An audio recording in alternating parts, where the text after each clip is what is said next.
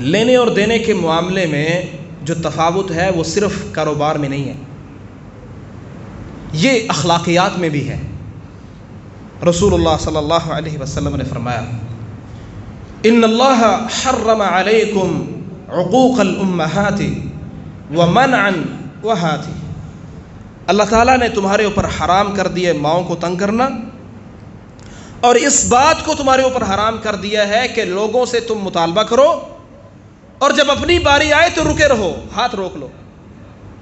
مثلا میرا دل کرتا ہے کہ میرے دوست مجھ پر خرچ کریں، تحفہ دیں، مجھے ہوٹلنگ کرائیں، مجھے میرے اوپر خرچ کریں، میرا دل کرتا ہے، لیکن خود اس بات سے رکا رہتا ہوں۔ فرمایا اللہ نے اس چیز کو حرام کیا تمہارے اوپر۔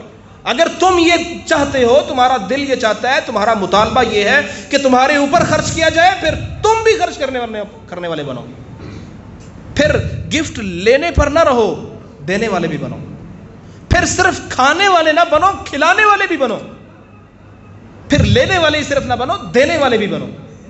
اور اگر کوئی صرف لینے والا بنتا ہے، صرف کھانے والا بنتا ہے، فرمایا اللہ نے اس چیز کو تمہارے اوپر حرام کر دی۔ حافظ محمد بن عبدالسلام بٹوی، اسلامک اسکالر۔